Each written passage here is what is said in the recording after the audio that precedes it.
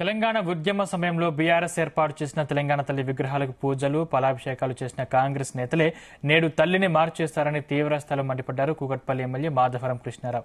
కేబీహెచ్బీ కాలనీలోని తెలంగాణ తల్లి విగ్రహానికి పాలాభిషేకం నిర్వహించారు. తెలంగాణ రాష్ట్రానికి ప్రతీకగా ఉన్న బతుకమ్మను తెలంగాణ తల్లి విగ్రహం నుంచి తొలగించడం ఏమిటని ఆయన ప్రశ్నించారు. రాష్ట్రంలో అధికారంగా మారిన వెంటనే పేరులు విగ్రహాలు మార్చడం మంచి పద్ధతి కాదని, ప్రజలకు ఉపయోగపడే పనులు చేయాలని ముఖ్యమంత్రి రేవంత్ రెడ్డికి ఎమ్మెల్యే కృష్ణారావు సూచించారు.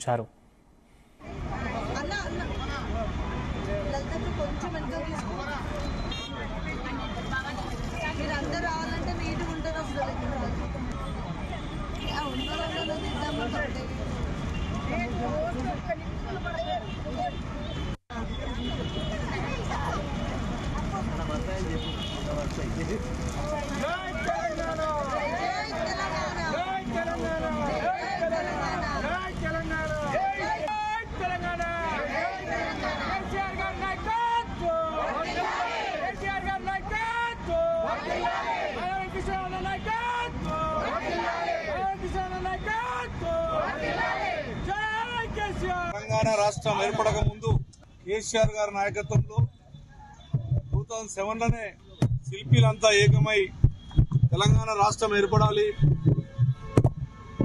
రాష్ట్రాన్ని సాధించుకోవాలనేటువంటి ఆలోచనతో 2007లో తెలంగాణ తల్లి విగ్రహాన్ని రూపకల్పన చేసుకుని ఆ రోజే ప్రతిష్ఠ చేయడం జరిగింది. తెలంగాణ రాష్ట్రం మొత్తంలో కూడా ఆ రోజు ఉన్నటువంటి కాంగ్రెస్ పార్టీకి సంబంధించినటువంటి ఎమ్మెల్యేలే కానీ, కాంగ్రెస్ పార్టీ కార్యకర్తలే కానీ ఉద్యమం సమయంలో ఆ టైంలో ఈ తల్లికే పూజ చేసే సందర్భాలు చూసాం. మరి సడన్ గా 17 సంవత్సరాల తర్వాత ఇప్పుడున్న ప్రభుత్వం రేవంత్ రెడ్డి గారు తల్లినే మార్చేశాడు.